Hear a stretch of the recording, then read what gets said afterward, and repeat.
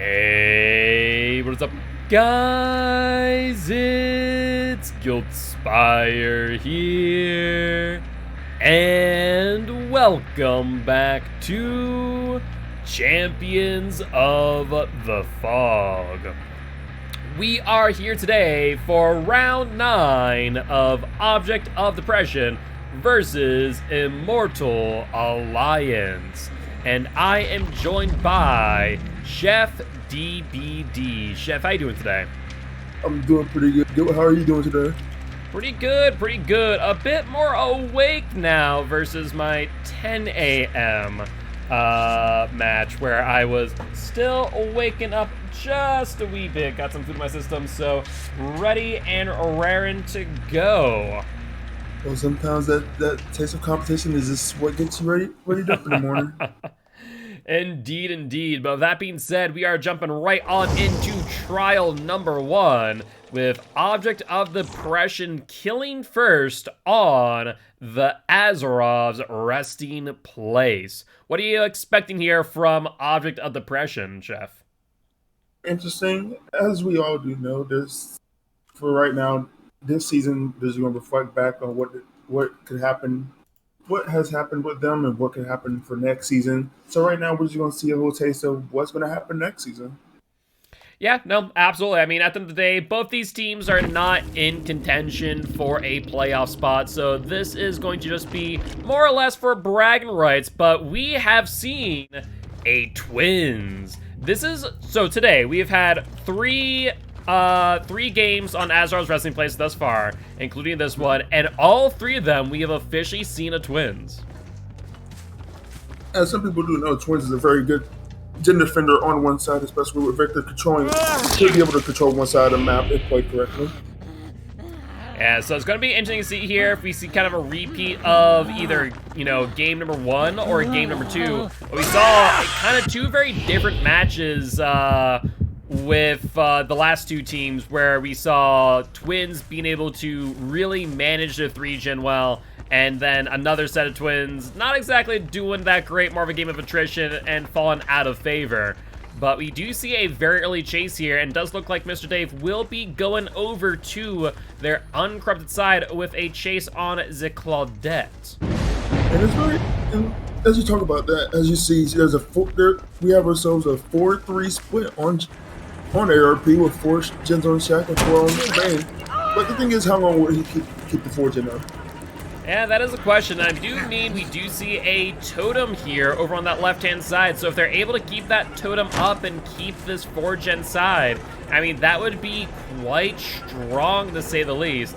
But looks like they will be trying to go for this Claudette, but will not be able to get the down and will be blinded at the pallet and unable to identify where they're going. I'm not sure if they noticed it, but I did notice a survivor getting passed over towards that active gen side. And we do hear another totem get destroyed, suggesting both Ruin and Undyne have been cleansed as of this moment in time. As we know, most twins players, they tend to run Schematic, but we don't know what this one's could be on there. And as you see right here, she has her first down, unfortunately, on the corrupted side. And also we see that she's going after the Nia on the actual side that she's defending on. And a good hit.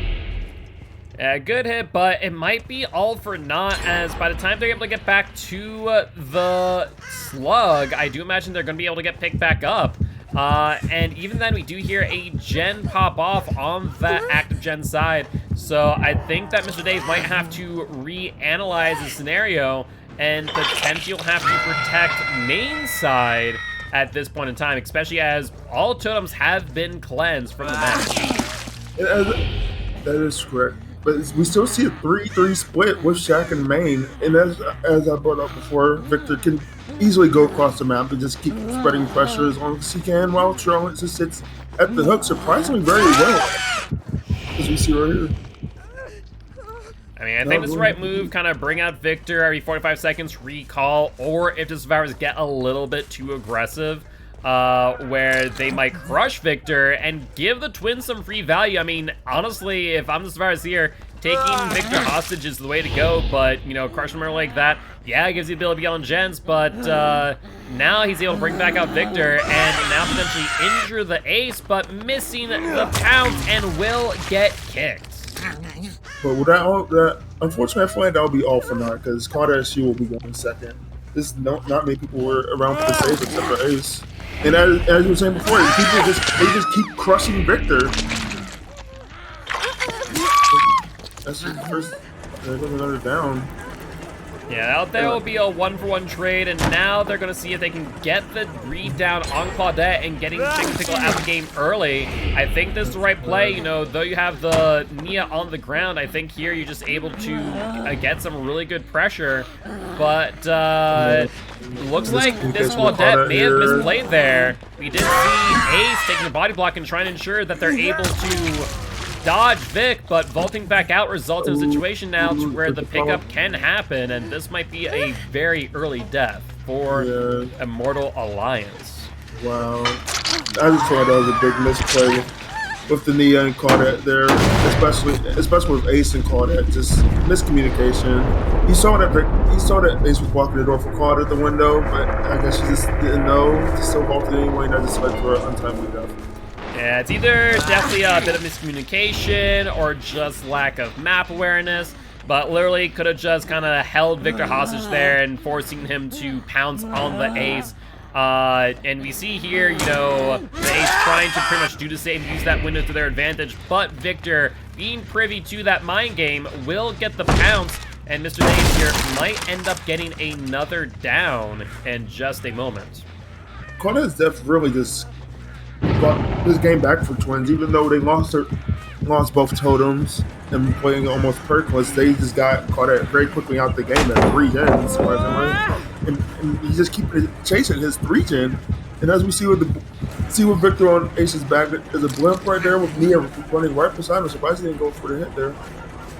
Yeah, I was thinking that maybe they'd try and go for the body block, and it looks like they still might attempt to. They have, however, just about cleared off all the gens on Shaq's side at this point in time, but Ace will end up going down, and I imagine Mr. Dave will go for the pounce on Nia, which might potentially wrap up this match if played smart.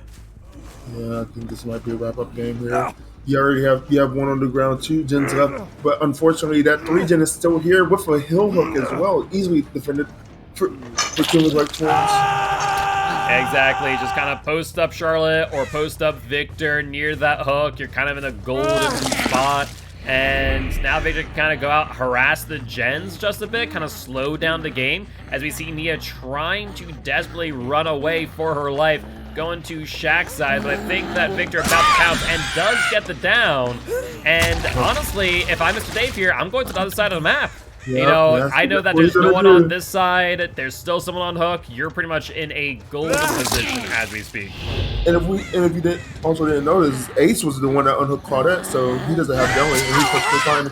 And that is a cling onto the mag, and she can't pick up because of the incapacitated status effect. So he just wrapped up the game right here.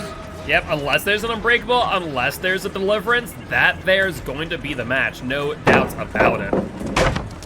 That talent throw down about Meg, but she runs around the other way, pulled out Victor. I think this might be a wrap up here, Gil.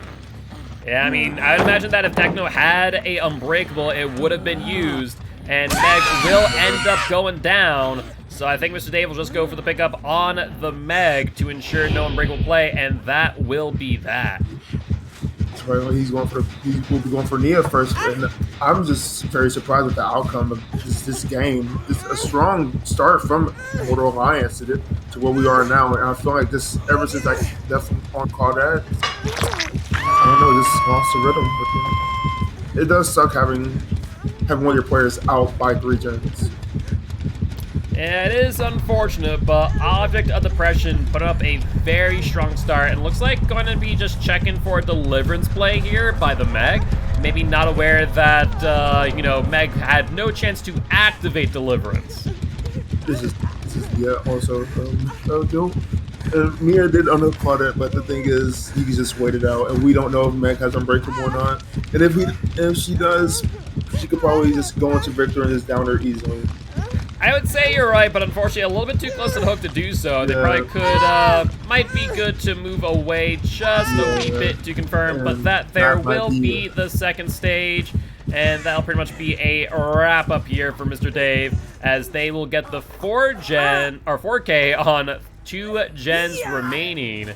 And that'll be a very good early lead for Object of Depression, being very reminiscent of the first game that we saw today on ARP. Well, this is a very strong start for Immortal Alliance. Like I said, the way this is just, I don't know what to say for Immortal Alliance. Immortal Alliance, this was a very good start, but just like I said, just one death, everything just turns around drastically. With that being said, we're looking at 9 points for Immortal Alliance's Survivor side and 42 points for Object of Depression's Twins.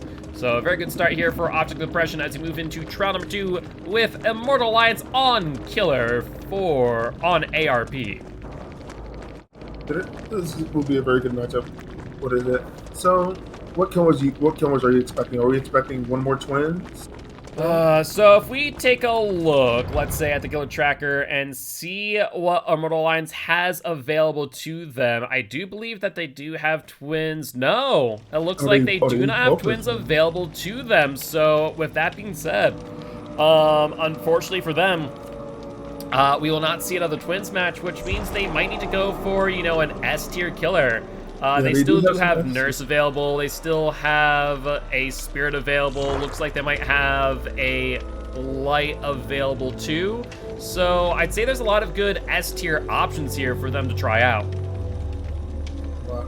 It's very correct. But I just can't get over that game. Just how quick that turnaround was with Twins. And that also shows how powerful that hill hook can be. Yeah, no, absolutely. I mean, at the end of the day, they were able to, you know, get those successive downs, and once they saw that this virus had run across the mid side in order to, you know, heal, they just took full advantage of that moment without hesitation. There's always a buddy system that comes to Twins, but at that time and moment, what do you really do? What do you really do? Maybe there was another miscommunication there. Maybe he did not know Meg was there, just ran to the other side for safety, thinking Meg was going for saves. A lot of things could have happened in that situation to where it couldn't happen. Yeah, it's definitely hard to say for certain. And the question is, like, what do you do in that scenario anyways, right? You know, do you just try and hide out in that scenario and, you know, assume that they end up getting the save, or do you, you know, go for the heal? I think going to heal is the smart play, but unfortunately Victor was just able to capitalize. Yeah. There was some Victor, in my opinion, just restricts a lot of movements from survivors if he's around, if they are inside of his shriek rate, his little grunt radius. Because not only you can't walk, you can't run, you have to crouch around. That just wastes more time. Also, if you somewhat get past Victor and head to the save, like I said before, that is a heal hook.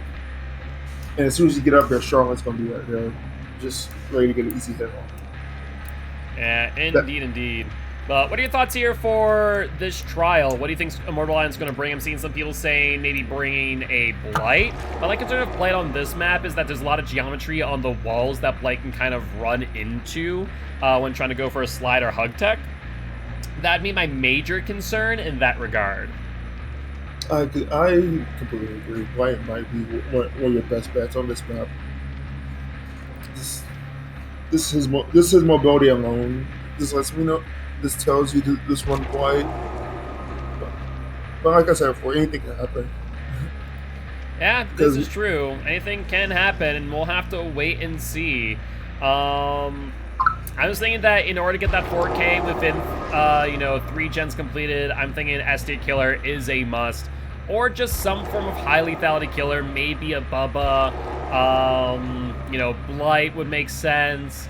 Maybe, I don't know. I think that Blight Nurse is kind of the name of the game here. Bubba would be okay if you're really just looking to guard that 3 gen, but then you're giving them 1 extra generator to try and, you know, bridge that gap. Or extend their lead in this case. So It's going to be interesting to see what Immortal Alliance decides to bring. All easy I think about is how you just cut that lead back down if you're a Mortal Alliance, because it was 9-42. You said, right? Yep, currently at this moment in time, we are looking at a total score of 9-42. So definitely going to be needing to get in that 4K in trial number 2 to ensure that they have a chance going into trial number 3 to bring it back or gain a lead at the very least. You just gotta drop. You just have to use one of your S tiers. If you're decently well or not the best with them, you just have to throw your best at these guys. Yeah, and also have to remember, like, unfortunately, some teams aren't going to be in playoff contention, so you just gotta go out with a bang. Just throw some S tiers and see how you do. Exactly. I mean, if we're looking at the standings as we speak right now, we're looking at Object of Depression with a 1-6 record and Immortal Alliance with a 2-5. So this is more or less just, like I said earlier, a bit of game for some pride and bragging rights. Just to say that, you know, they were not at the bottom of the barrel. But overall, it looks like right now, after our match of Atrocity versus Cerebral Assassins, our current teams in playoffs are going to be Atrocity, Cookies, Regicide, and then it comes down to Sample Text and Monarchy, which currently have both a 4-3 record. At the end of this week, Monarchy will be at a 5-3 due to a forfeit by Sacred Devotion, and Sample Text has their match against How Do We Get Here later tonight at 4 p.m. CST, so definitely make sure to be there for that. Oh, anything could happen in the Sample Text How Did We Get Here game. That's all I can say. Indeed. But with that being said, I do believe we are getting the builds in for the survivors as we speak. On a separate note, while we have some time to talk, you excited for Tuesday, Chef? What happens Tuesday? So Tuesday, we're not confirmed on this, but I think it's a safe assumption that we are looking at a PTB for the new Survivor and new Killer, potentially maybe new map too. No, DBD, they have had a not very good reputation with maps recently, especially with the new edition of RPD. Personally, I just don't understand why people don't like RPD. I personally, as a survivor, I love it. As a killer, I don't mind it. Depends on the killer I'm playing. If I'm playing a nurse, it's kind of meh. If I'm playing a hag, very meh. But like anyone else, I'm like, okay, this is fine. I can deal with this. Well, RPD, when I'm playing killer, I take notes. I draw a little map in my head saying, okay, I'm in the main hall. Let me go this way. Okay, I lost where I am. Let me find the main hall again, and I just retrace my steps. Each room I go up. And that's how I find my way around RPG sometimes. And by the time I do that, usually 2 tents pop. So that's fair. For me, I don't know. Maybe it just I've memorized the map to a T. I know where I need to go, how to get there, and especially as a survivor, man, I love RPD. There's so many good loop spots and so many god palettes too that you can just make use of time and time again. And the killer just goes, all right, well, I can't really do much now. Whereas when I play killer, I'm usually aware of where those things are, so I kind of play around them a little bit more carefully. But I can understand. Yeah, most definitely. Some of the loops on RPD are very good for Survivor. And I think for killer, you will recognize sooner or later what those loops are. As most survivors, they'll know where they are and just head right toward them. Exactly. But I'm very excited for the PTP on Tuesday. I'm very excited to see what the killer power is. I'm excited to see both the new Survivor and killer perks are alike. I'm hoping for some Scourge hooks. Not looking forward to any boon totems if they do come. Hopefully, I'm crossing my fingers that in the PTP patch notes that we see a boon totem nerf. But we'll have to wait and see in regards to that. Totem nerf, actually. It just is necessary. I've been running a Boon Totem Metal Man build, and man, I just imagine that every kill I go against with that build is miserable, to say the least. I just find Circle of Healing not that bad of a perk. I just find Shadow Step more annoying than... You are insane, my friend. That's all I'm going to say there. I mean, say you hit somebody and they go reset. That's okay. I'll just hit you again. And sooner or later, all the resources will be gone. But with Shadow Step, you just lose all your scratch marks and or especially ruining all my barbecue sack as well. This is true, but let's take a look-see. As trial number 2, we are looking at the Hag. Oh wow, have we seen a hag this season actually too? We saw a chase hag as a bit of a meme during game number 4, in an instance that it didn't really matter. I believe that was Regicide bringing hag, but I don't think we've actually seen like a serious hag being brought. Like one that's actually trying to win, for lack of better terms. And so it's going to be very interesting to see what happens here, because I feel like if Object of Oppression just dedicates a single survivor to harass the hag's traps and to break up her web on a regular basis, that, you know, Hag's going to find herself in a really, really tough position here. Well, this is, as you said before, this is very interesting. I rarely see hags in comp nowadays because, like you said, a really strong team can destroy a hag no matter what map it is. Yeah, I don't know. I love hag, and I've had people argue with me saying hag is viable, and I'm like, are they though? I don't really feel like they are, because, like I said, it just takes, you take 1 or 2 survivors to harass the hag's traps, and make it so that they don't have any traps available to them. Ideally, you want to not have a injured survivor like Michaela here to do so, as we do see her going down. But otherwise, as long as you're just, you know, ripping through a web and making her having to reset again and again and again, you know, I think that hag is just not a viable choice in comp. I think in pubs, fantastic. Comp, not so much. Yeah, I just don't think hag is really right decision to play here, especially on just a big map as RPD. Yeah, you could have this, her best add-on, but it's still RPD, you have to reset. And whoa, was that an insta-down? That was an insta-down, as we did see Haunted Ground get activated. You know, this is kind of a 1-for-1 trade. We did see that Nia has since, or Michaela rather, has since been picked up and healed. So, kind of a 1-for-1 trade, getting some value out of it, but not a lot in the long run. And as we see, I'm pretty sure we got another totem pop too. And as seen with this hit, maybe it wasn't undying. So unfortunately, it was probably their other totem perk. With most kills, we already know always bring ruin. Yeah, though I will say it's a little bit surprising to see ruin on hag. Personally, I love eruption on her. And she is just so good at locking down that 3-gen. Eruption is just such a great perk to kind of ensure that they're not able to get those gens in quick succession. But we do see that 2nd gen go off now, and we still see the survivor on the hook, and we do see that hag trap pop off, and looks like she's going to try and proxy this out to move her to 2nd stage. And these survivors may be playing a little bit too aggressively around these hag traps, as they are now all injured and have the potential to be down, as this survivor is about to move to 2nd stage. So kind of really interesting. This is how close you're placing to the hook.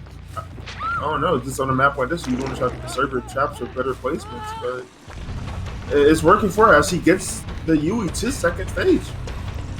Yeah, I'm not sure if this might just be, you know, whether it's good play by the hag or bad play by the survivors. Honestly, though, I'm kind of looking at the latter, because I feel like this is a, you know, recoverable position, but they just really aren't playing this smart, realistically speaking. I don't know. I'm just looking at all this. I'm just saying what's going to happen next. I'm kind of curious. Yeah, I think if they just play too altruistically here, I think it's just going to result in them potentially losing this match. And, you know, maybe us eating our words regarding to the viability of hag, at least in this circumstance. Yeah. I mean, we've only seen Nia for right now, so probably they're on the other side doing gens. I mean, I would hope so, especially as what it would seem that this this hook timer's taken a while, but Michaela will go down, not respecting the hag's 24-meter tear radius. I mean, I'll say it again and again and again, respect tear radius, people. Against an M1 killer, don't need respect while you're healed, but if you're injured, respect tear radius, and that's a fantastic example of why you need to do so. I don't know if you were seeing it too, but we got ourselves a 3-2 gen split with main having the 3-gen this time. It's like last year. So we're going to see another main building play? Yeah, it looks like they're going to be playing main building. They do see a pickup, and they see the unhook. Nice.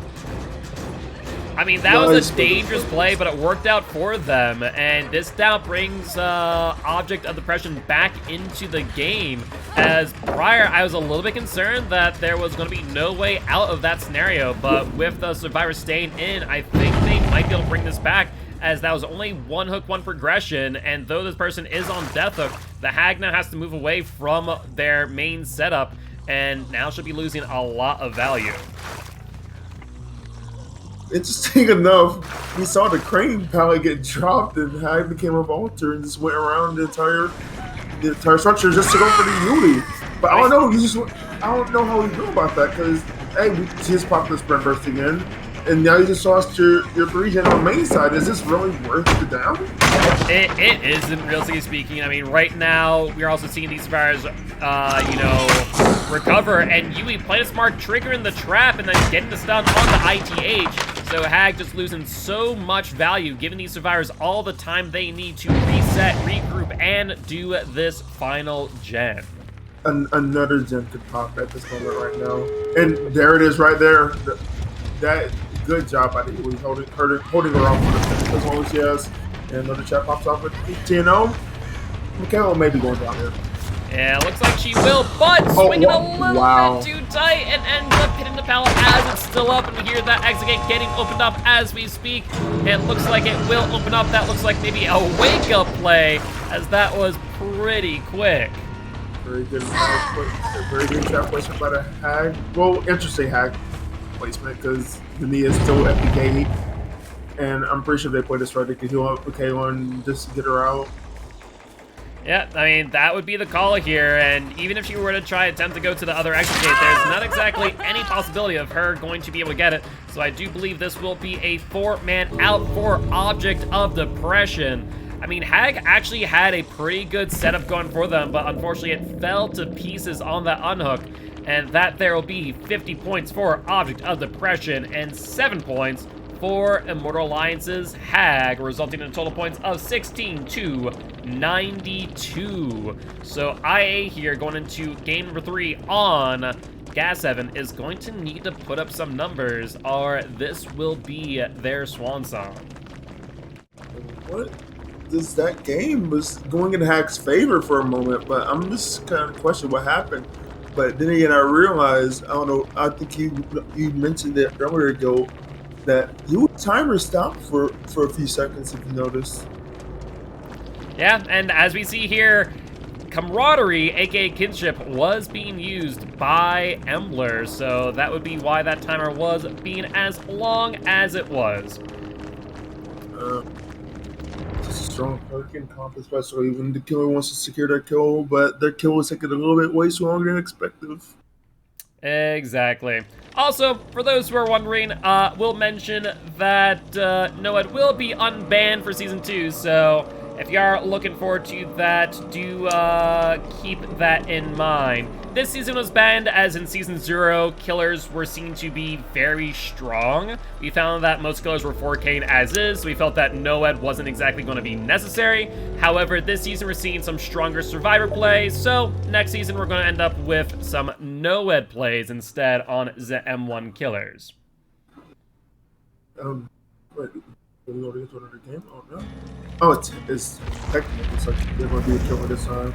Indeed, indeed. So it will be Techno Badger killing for Immortal Alliance, and like I said, they're gonna have to put up some numbers here. I mean, it's going to have to be a 4K very early on, because it's going to be really difficult to bring this back. I mean, that is what, a 76 point gap that they are going to have to make up. So it's going to have to be a 4K, so 50 points, or rather 48 if they do a true 12-foot 4K. But as far as get any additional points, it's still going to probably be enough of a gap that going into game number 4, I don't think there's going to be any way for Immortal Alliance to win it. I somewhat see a comeback here, but then the gap is the gap of the score is too far from me, in my opinion. But yeah, like I said, you need that 4K before 5 gens are completed, so it's a tall task to ask of any killer, especially in comp level play. So unless you're bringing a top tier nurse, you bring in a cracked blight, I just don't think it's going to happen. I don't see it happening either. So, but Techno, I hope he does have something up his sleeve that could surprisingly get him a 4K. Unfortunately, I don't know. Against these guys, I don't think he'll be able to do it in 5 gens. Maybe around 3 or 2-ish, but I don't know. It will be interesting. But with that being said, as we were waiting, obviously talking about the PTB a little bit earlier, what are you potentially looking forward to with this next chapter coming out right now, estimated November 30th? Tied to my remain that I am. I'm interested about the new perks that come out, and especially I just want to see the new map. That's all I really want to see. That's fair, that's fair. Yeah, I think most of all, the biggest thing that I'll be looking for is Scourge Hook perks. I'm hoping that there's no more boon totems unless they do fix boon totems, rather nerf them, give or take. But, I'm definitely looking forward to maybe more Scourge Hook perks, as I really like the one that they brought with Pinhead. I would love to see more like that, where it does, influence what hooks you're bringing survivors to and getting some additional debuffs applied to them. I'm trying to think what else they might do with Scourge Hooks, but maybe they'll surprise me. I feel like Scourge Hook, I don't know if you agree with this, but I feel like Scourge Hook needed more hooks. I don't really think 4 was enough. I'd say on RPD or ARP, how big those maps are, you could have a point where 4 Scourge Hooks are on the same side, and you're on main and they're all on shack, so that's half your value gone.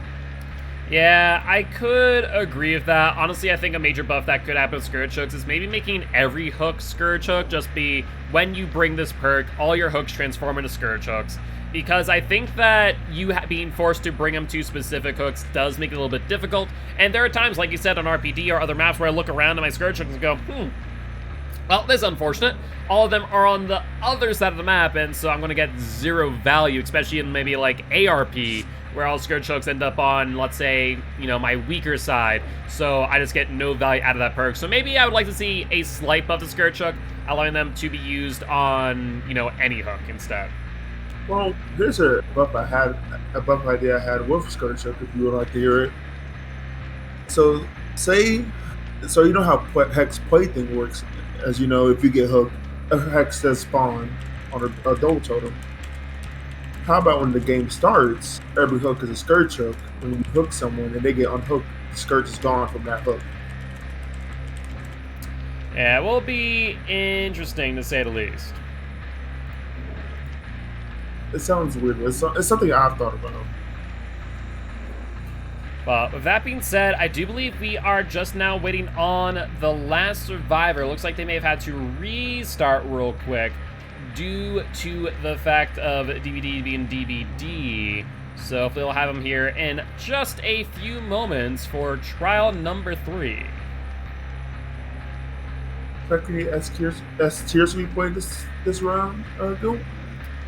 How many S tiers, or do you expect any S tiers to be played do we this round? expect any S tiers? I mean, for me, it'd be a bit of a no-brainer, right? I mean, they have access to Blight. They have access to Nurse. I think Blight is not horrible on Gas 7. It really depends on your RNG in the middle area. But if you know how to run Blight well, I think it would be a no-brainer for me to bring a Blight to try and bring this back. Alternatively, if you feel very confident, maybe a Bubba. But, I mean, you need something with, someone with high lethality, right? Yeah. And Blight has exactly that. Maybe we could see a Nurse on ARP, anything. Like I said, this CLTF, anything can happen. The predictable becomes the unpredictable, as we said before. Absolutely, absolutely. But with that being said, now just waiting on the last survivor and the last build. I'll be jumping on in. Now, let's say, obviously, our last mid-chapter update, we got some significant nerfs, significant buffs to killers, perks, and the like. Assuming behavior continues that trend, what are your thoughts? Who would you like to see buffed? Who would you like to see nerfed? What perks would you like to see tweaked, if they were to do so in this upcoming chapter? Honestly, it sounds dumb, but I want to see Demo get one more shine before they stop, giving out the Stranger Things chapter. Just one more little thing before you say goodbye to him. But then again, really, I feel like Pig needs some stuff. Michael, he's been in the game for almost how long?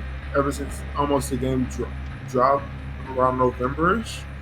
Like, he's in need of a big rework, in my opinion. Yeah, I mean, Myers used to be a little less lonely at the bottom. He was joined by Trapper for a while, but his most recent Trapper buff, we're looking at, you know, base kit and add-ons now. Trapper's in a much better place. So it is a lonely place down at the bottom, as Myers definitely needs some love. Unfortunately, being a licensed killer, they do need approval from the IP holder, so I think that's the main thing that is holding Myers back. So fingers crossed that maybe we might see a Myers buff and a Haddonfield rework. I'm sure a lot of people would be happy if a Haddonfield rework sooner rather than later. But in the meanwhile, we'll have to wait and see. Personally, if I wanted to see any major reworks done on killers, I would love to see a Legion buff. Legion is kind of one of the more interesting killers. You look at their history, kind of like Freddy in a way, as OG Legion. Overpowered, people hated playing against him. Then we had, you know, whatchamacallit, the nerfed Legion, which still was good, but still too good. And then now we have the current Legion, where I feel like people don't like going against them, but once you get that Feral Frenzy hit, you know, then they just become an M1 115, and it's kind of mad at that point, right? Then you're kind of just in a normal chase where Legion just really does suffer like any 115 at that point. Yeah, Legion just needs some little tweaks to him. He can't be 110 like he was when he first dropped into PTB. That's one thing. Which is interesting. I forgot about that for a while, but that's also because back then, for anyone who remembers like OG Legion, what you would do is you just use Feral Frenzy. Because you're 110, you would just use Feral Frenzy, which I think picked you up to 115. And then when you used to lunge or attack with Feral Frenzy, it didn't deactivate. So you just lunge across the map with Legion, just swinging his knife. I think at that point, your movement speed would move up to like 127. And so that's all you would do. And it'd just be Feral Frenzy after Feral Frenzy consistently. And then if you find a survivor, you just stab them again and again and again until they go down. Yeah, honestly, I feel like what really killed Legion was the deep wound. The deep wound changes, where if you're running, the timer stops. That's one thing. If you agree. Yeah. So, I mean, right now we are seeing the rise of Deep Wound Legion again. I'm seeing some people with the add-on changes that they had, where they are using Frank's mixtape, and then I forget the other purple add-on. But basically, 3 deep wounds results in a down, which is pretty cheeky. I do love that. And I'd like to see maybe some more interaction with Deep Wound, because that really is their benefit. And I think maybe that should give a little bit more lethality, to where Deep Wound should be a bit more meaningful, to where if you hit a survivor, it's not just, okay, do I leave them or do I deactivate Feral Frenzy and go for the M1 down? So I think there's still some conversation to be had around Legion. Hopefully in the near future we will see some stuff done to our friendly teenagers with knives in their hands. Indeed, indeed. But we are starting up trial number 3 of Alliance versus Object of Depression, and Techno appears to be playing the Plague. The Plague? Miss Vommy Mommy herself. I've never seen of all my time knowing Tech, I've rarely seen him play, so this will be very interesting for me as well. I wonder how he does. Yeah, I'm excited for this. I personally love the new Plague buff. It really does put her up a tier. Before, I think people could argue that she was an A tier. Now I really do believe that, before, I still think she was in B tier. Now, though, with the speed increase, I think she is officially in A tier and is just in such a good spot as far as a killer is concerned. My question here is, he's just going around just throwing up on people, which you're supposed to do in Plague, but don't try to commit what he did. Oh, but the plan is, I'm pretty sure he's waiting for them to get infected. Then he'll chase them. They'll be scared, and they'll probably panic and drop the pallets. You know, what everybody expects survivors to do injured against Plague. But I don't see. We see a totem pop. And that will be pretty significant, as we do see that gen that these guys are working on no longer regressing, suggesting that it was ruined to be cleansed. And Ace will drop that pallet, getting infected. And at the same time, I agree with the overall strategy that Techno's employing here, which is to try and infect multiple people and get infection across the board. At the same time, you know, as we do see multiple pools currently available with Ash and Apple, you know, these survivors could full cleanse and potentially force Plague to have all her pools put into only one corrupt purge. Unfortunately, has a little bit of a bad zone by the Plague here, just giving him more place to run to, especially the main building. But he might get it down here. Nah, the LT wall just being a little bit too strong. Then also I feel like Plague may have swung a little bit early on the Ace, as they had not been fully infected yet. And so we do see that first gen pop off, but 3 full infections for the other survivors.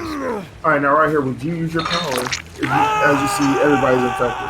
Yeah, I mean, at this point in time, I would grab my power, start going for the insta-downs, and try and snowball out. But it looks like Techno is opting not to do that, and instead will end up trying to patrol the main area. And then, as we see a second gen pop off in the meanwhile. You see, she finally got her power, but my thing is she doesn't have duration. It's going to be very quick. I mean, you don't really need duration on Plague or Encompass. You know, it's very expected. Personally, I don't really care for duration too much. I think the rubbing oil is just always a good go-to for that 50% decrease in time to charge, as well as probably like the Vial-O-Medic. But with the new Plague, I don't even think Vial-O-Medic is necessary, but Plague does see the stink lines from the survivor, but doesn't commit. I am quite surprised that they're going to go for this camp here, especially as 2 gens have already been completed. I think it's very likely that by the time Mr. Dave does go to second stage, we might see 2 more gens completed as well. Honestly, as you see here, she broke the main building door that leads to the inside of the garage, where she can just camp at 3 gen, and everybody's infected, so no one should really be going for the save, though. You know? Yeah, I think this might result in, you know, a couple gens getting completed as they are trying to camp out Mr. Dave to death. I think this is a major misplay, as there's no reason for these survivors to go here. If they just sit on gens, that'll be the last 3 gens completed, though we do see scratch marks in the LT wall. And so the Plague might end up catching this survivor out, as they, for some reason, have not cleansed before trying to go for the unhook. Doing that. It happened again, Gilt, as you can see from Mr. Dave's timer. Yeah, it is camaraderie, so that extra 16 seconds on second stage might be significant enough for these survivors to just crank out these generators and pretty much end the match. And in an instance, as you mentioned earlier, that the Plague does not get a 4K here, this will be the swan song and the final nail in the coffin for Immortal Alliance. Do you think Tech noticed the camaraderie play by the survivors? Because it looks like he just kept going back around, you know? It's one of those things that, like, as a killer, you're kind of looking at the hook timer to go, is this camaraderie, or am I just, like, staring at this too much? Like, even I do it when I'm commentating, like, is it camaraderie? Is it not camaraderie? I don't know. And sometimes it is. And I'll go, oh, yeah, well, that's unfortunate. One way I always tell it, I just look at the letter in their name, and if it hasn't passed that letter, I just instantly know it's camaraderie. Because as we saw, it was at the E of Mr. Dave. He just never moved. That's fair, that's fair. And Techno whipping on that hit, and Mr. Dave being cheeky there with that flashlight bind. But honestly, I'll say it again, I'll say it, you know, I say it all the time, I'll say it again. Do not flashlight over pallets. It really is a futile effort where, you know, you just end up losing a lot of distance. And especially as you're full infected against Plague, I mean, she's going to hear you vomiting across the field. There's only a few places where that would actually work, and unfortunately at the pallet too. Whereas out in the open right beside you is not really good at all either. But we've seen this before. We've seen this in the Twins game, but this time it's a 1 gen. So do you go see a repeat? I mean, if in some way Techno's able to bring us back, it'll be almost a miracle. But this Michaela making this misplay and jumping right into her arms might be that miracle that the Plague needs. I don't know why she's here, why she was not respecting the tear radius. Maybe she has deliverance. Actually, you know what?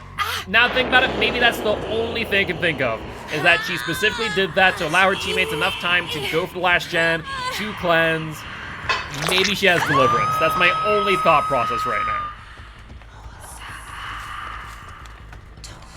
Well, we'll see from here. But as we see, everybody else is playing, so maybe they're going for a play when the gen pops. And there's a... Was that Billy? Yeah, I think it was. As no one else got infected, though we do see Nia get infected, probably from touching a Jenner or someone else, and that would be the last gen. So, question now remains if the Plagues are going to be able to get enough kills for this match to matter, as a 6-hook 2K will result in a draw, but that will not be enough points for Immortal Alliance to claim victory. I just don't see the other way, as all gens are done. It looks like 4 stages. I expect just a big play, and the gates are being open, and they're probably going to take a 2 out here. I mean, I think that is the best course of action. Also, I do believe, as I've seen people comment regarding camaraderie, I do believe the red line is only shown to survivors, not the killer, when camaraderie is active. So if you're a survivor, you'll see camaraderie get activated. The red line will show, showing that the animation has been paused. But for the killer, I do not believe it does. I believe it only shows the slowed down timer, but no indication that camaraderie is what the survivor is using. Yeah, that's what makes it really hard for killers to see if it's camaraderie or not, because they don't see like the flashing red bar as camaraderie is activated. So we really have to do like a little bit of a second guess to really see if it is or not. Exactly. But with that being said, that there is 29 points for Object of Depression and 22 points for Immortal Alliance and the Plague, resulting in 38 points for Immortal Alliance and 121 for Object of Depression. Unfortunately for Immortal Alliance, going into trial number 4, that will be the final nail in the coffin, and the Fat Lady has sung, as Object of Depression will be taking the victory. I don't know. I have a history of just thinking, oh, this first game is looking very good, and this kept going just away from what I thought it was going to go from. Because it looks like Immortal Alliance could have got a bit of comeback in game 2, but I just don't know what happened after that. Yeah, I don't think it was just, unfortunately, bad choices as far as killers are concerned. Not really going for their S tiers. Maybe they're just not feeling comfortable on those specific killers. But it is what it is, and that there will be the match. But we'll be moving into trial number 4 nonetheless, which I do kind of love these trial 4s when the game has already been decided, as we do get a bit of a meme match. You know, maybe see a killer that we normally don't see, maybe see some perks that we normally don't see, and going into Season 2, we will not be seeing these type of matches, as every game will end up counting. Yeah, that's going to be interesting to see in Season 2. And like you always say, in these Game 4s, we do always see a little trolling, as sometimes the game just isn't able to get brought back to a lead or a tie. Exactly. What would you like to see here from game number 4? I think I already know your first dance. You'd like to see some Demo Boy. Please, Object of Depression, if you're watching at this moment, please bring a demo for Chef. He wants to see demo gameplay. That's all I want right now. I just want demo gameplay. At least once. I missed the first one with cookies. Like, I want to see one more. Please, I beg. I mean, personally, I really do like Demo. He is actually a really fun killer. And in my opinion, I've said it before and I'll say it again, probably one of the most balanced killers in the game, for all intent and purpose. Honestly, he has decent mobility and he has a good chase power. And he's just, in my opinion, one of the most fun to go against.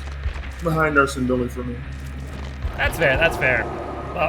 We won't have long to wait, as Object Depression already has the lobby open, and now we're just waiting on Immortal Alliance's Survivor team. What do you think they're going to bring? Goal? I mean, we saw Michael Myers last game 4. I would like to see maybe a Legion. As much as, like I said, Legion does need a bit of a buff, I still do love some Legion gameplay. So we'll have to wait and see, though. Looks like Mr. Dave might be having some issues with Dead by Daylight, as they're not able to get the lobby started up. I just want to, if they bring Legion, I want to see Frank's mixtape and Staple's study. I want to see some value come out of that, please. Yeah, I mean, those are, that is the Deep Wound build that I was referencing earlier, so definitely could be a possibility. We'll have to wait and see. Game 4 can be serious, but sometimes Game 4, we need to see the memes. We need to see just how good these Game 4s could get with the memes. That's all I want to see. Yeah, I mean, there's only what, this week, next week, and then the following Sunday to basically to meme about. Then come Season 2 in January, there will be no more memeing. It will be all for keeps. Yeah, so you gotta get these jokes and giggles out while you have now for January. Hits. Also, to answer the question, Norels, sorry about butchering your name, camaraderie / kinship is allowed in Season 2 as of this moment. I've been working with other Dead by Daylight organizers to determine what should and should not be banned accordingly. So, as of this moment, camaraderie / kinship is allowed. We'll have to see if that stays. If, since you have an argument for it not being allowed, DM me and present your case. I'm more than welcome to hearing out any feedback that one might have. Oh, we are in Mr. Dave lobby once again. We are indeed. So fingers crossed that everything is working well and that Dead by Daylight does not, become bugged by Daylight. Now, Mr. Dave, the game is over. It's Game 4. Chef is co-hosting. I want demo, please. We'll have to wait and see. I want demo. I was expecting one last game when we got a Plague. Yeah, that's fair. I mean, Plague is definitely a good choice. I personally, I will be honest, I love myself some Plague with Blood Favor. So I would have loved to see that, especially as Blood Favor is banned in Season 2, just because there are some kind of insane things that you can do with it. But personally, in pubs at least, I've been loving myself some Blood Favor play, because survivors just do not know what to do when pals are just randomly popping off as they become broken. Oh, really? No. Is that what's going on with Blood Favor? Yeah, so basically Blood Favor, they changed it from PTB to live. PTB had said that when you hit a survivor with a M1 or M2 that it blocks off a pallet. Plague previously did not activate Blood Favor with her vomit. However, they changed it going into live that whenever a survivor is injured, it activates. So when they move from healthy to broken with Plague, it does activate Blood Favor, so it is pretty nasty when they're going, okay, I'm going to dead heart to the pallet, and then all of a sudden they become broken, and it goes, wait a second, why can't I drop the pallet? And just see the survivor stand there, just trying to figure out what happened. I was just healthy a second ago, and I couldn't pull the pallet out. What happened? I didn't even get hit. That's how Blood Favor works. And people remember PTD Blood Favor with Trickster and Nemesis. It was just a big yikes. Just even one knife hit from Trickster, and all powerful block, which was just honestly the most boring time I've had the whole time with playing. Yeah, that was definitely rough. But with that being said, I do believe we are good to go. So we'll be jumping into trial number 4 of Object of Depression versus Immortal Alliance, with Object of Depression killing on the Gas Heaven. So Dave, you can win my heart by playing demo right now. Please. You'll make Chef's day if you play some Demo Boy. Let's put it that way. Please. It's only got to be when I'm co-hosting too. It has to be demo. We'll have to wait and see. But with that being said, we won't have to wait long, as we are jumping right on in.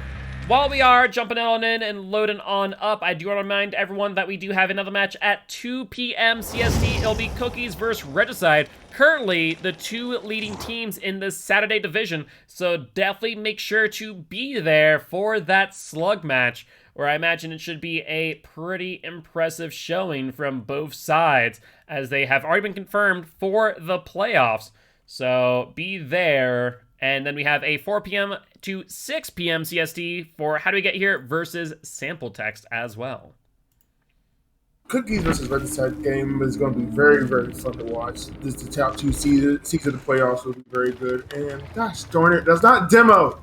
No, I don't think Demo has a cane at this point in time, though. It would be kind of funny to see a Demo skin like holding a cane and top hat.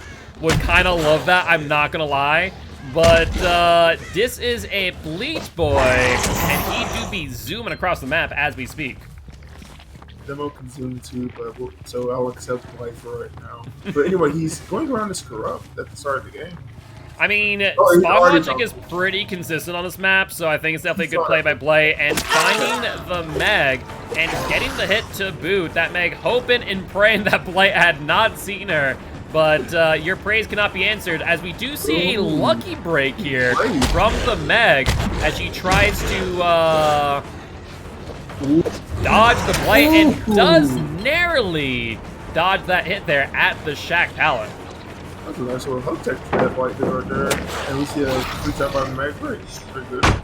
But anyway, to start the game, I felt like Blight had to have seen her. Blight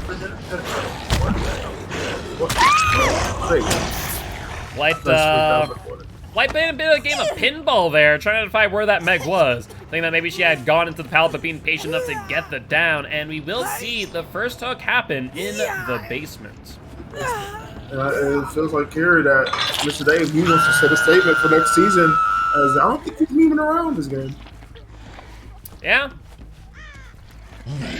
So we do hear this jet over here. We even see a Ruin pop off, and Blight trying to pull off some hug tech here, and will unfortunately not get the hit on the ace, as he's able to dodge the hit. And we'll be moving to the next tile, where we have not seen any survivors here on the LT wall.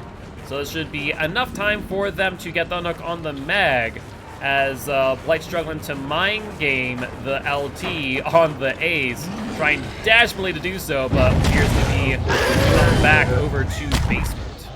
That pop right there looks like we have ourselves a Tinkerer, so it's probably, you know, could suggest for right now is Tinkerer corrupted. I mean, it's probably the good old Blight build. You know, you got your Tinker, you got your Pop, you got your Ruin. You know, what more do you need? We'll have to see if Ruin can be found.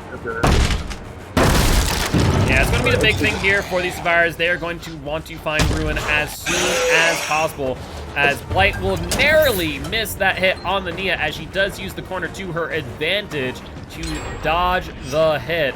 Though she is now moving to that really unsafe pallet here and will get the down.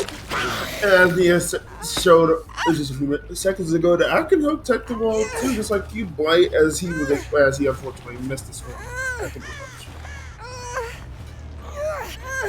So the question is now whether or not these survivors are going to be able to capitalize off the time that the Neo is able to give them. As Blight now looking around trying to identify where these survivors are at, and will be rushing over towards the Shack gen to find no one there, but seeing scratch marks on the hill, will try and bounce back and will get the hit on the Claudette. Yeah, the versus right there, so he was over speed, hitting back to the hook, put down on Claudette. And it looks like the traded hook, but he wants to get the slug on Leah as well. I mean, it makes sense to me in this situation, right? Why not get the slug and the down to boot? And we do see a Tinkerer. Looks like they're going to be a little bit daring as well, and will tempt fate with that decisive strike, and they will not get it. So that will be the second hook here for the Nia, as Blight now rushes over to this Tinker gen, unable to see the survivor, and will miss the bounce. Loses some distance there, as Ruin will activate, regressing that slowly but surely. And looks like they'll opt to go for the Claudette underneath the hook. I mean, I would just stay right there. Hopefully until Nia died, and I'll put the Claudette. That was just sort of a waste of an opportunity from Blight, but I feel like he must have tried to give a little more fun game. He doesn't want to go fully just take it. You see that he's in power. Yeah, looks like Blight is just trying to go for the kill at this point, trying to end this match quick, going for the slug. I do want to note that, once again, time seems to be creeping on by for Techno on the hook, as we do see the pickup on the Claudette, and we'll see the unhook by her as well. And I think we're going to see a repeat scenario here, as they're going to hunt down the Nia and potentially get this down before she's able to get to the pallet. That Blight will go for the hit, but BT still being up for a few seconds longer. There's a pallet right there, and she's not deciding to go for... Yeah, it looks like maybe trying to do a bit of a mind game there on that pallet, but did not work out the way they wanted to. And Nia found herself caught out in the middle, as Meg will go for the body block, but unfortunately Nia getting a bit greedy and will get down at the pallet. Oh wait, he forgot about Meg? Maybe a pallet set? Oh no. There's an attempt, no. but Mr. Dave saying, no, not today. Oh no. That is honestly, that's unfortunate. It is indeed. I think Blight was just a little bit too far away for that attempt at pallet stun to happen. I don't know. I just feel like that was just really bad timing of a pallet drop. But I don't see 3 gens got them, so we're at 2 gens. Yeah, 2 gens are remaining, but we do hear a ace here in the main building, trying to avoid the ire of the Blight, but unfortunately for him, not able to make much distance, as Blight trying to find somewhere to bounce, realizing they couldn't bounce off the card there, and will kind of lose track of the ace because of that. Well, see, Diablo put my hand, question, but this, at least just, I feel like, do you think on this? Oh yeah, I think I saw the total right there, and the outline behind the car wall. So Bruin is still doing pressure at the moment. Oh yeah, Bruin being this up for this long is definitely going to be detrimental for these survivors' well-being. And that there will be the hook for Jolly Dude, as they'll end up in the basement, which is going to be a little bit difficult to get out of, I do believe. I just don't see what Alliance just does here. They just keep playing for fun. They try to play for fun, a meme, or they just try to finish this game out and just move on to fight another day. I mean, I think in this instance, you play for, fun, but, also doing it for a little bit of practice, more or less. You might as well get a scrim out of this, right? And I do believe Meg may have seen Ruin in that LT. We'll see in the next few seconds if Claudette goes for either the base or the totem. We'll probably know if Meg saw the totem, that's all. Yeah, I do think that the right move would be to go for the save here, as we do see scratch marks on that tree over by Shaq, so I do expect to see a unhook here in just a few moments, but Blight losing where the Meg went, and will opt to go back for the basement unhook, and looks like they'll get that on the Claudette. Now with everyone injured, Blight is in a good position to potentially end this match. Why it just moves so fast, close range hitting someone? I can't even tell they hit, all I just hear is the thud sound in the survivor screen. Nice. A cheeky attempt there to mind game, but narrowly not making it work. But I think Jolly Dude might be the decisive strike user, and sure enough, they are not. I was thinking based on the way they're playing that they might have been. Who do you think it is? I feel like it's the Meg. That's what I'm thinking. I don't think the Meg might be the DS player. It is possible. Actually, I will mention here, if we kind of look at it in the grand scheme of things, I don't think we've seen across all of the matches today a single decisive strike.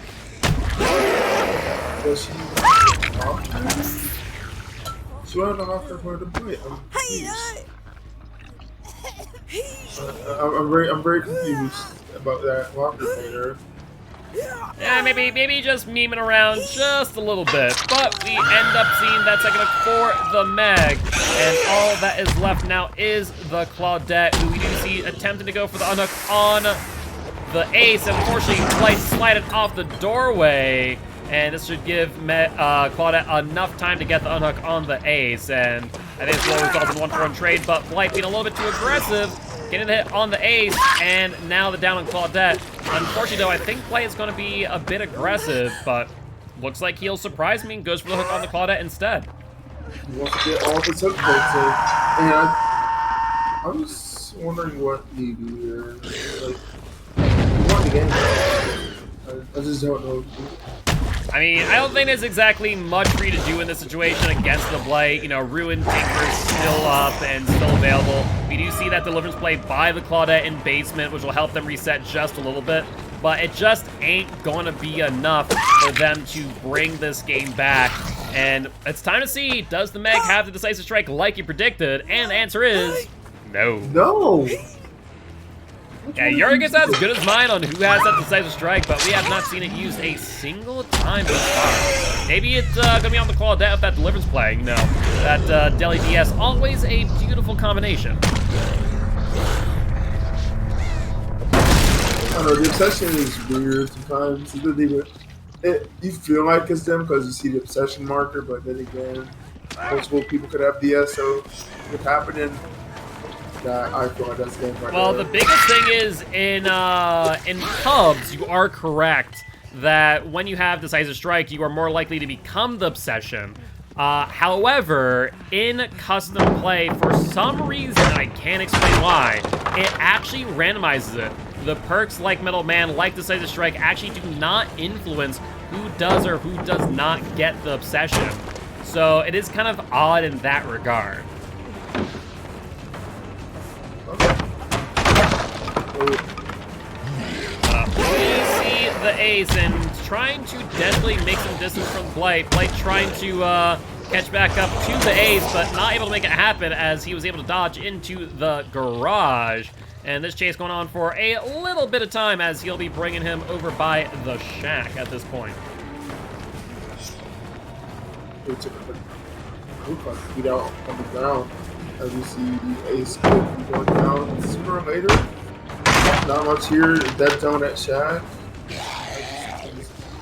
Yeah, Shack's going to be a bit of a rough spot to say the least, but like not able to get the slides that he needs to get the down, but will narrowly miss him there in the Shack. But I will mention, as you did point out, Chicken Pickle only with probably less than a minute, probably closer to 30 seconds until he bleeds out. And Blight once again trying to do the mind game here at Shack, but not able to make it happen. And once again, Ace dodging the Blight narrowly. Looks like Blight just having a good time vibing out, going for this chase.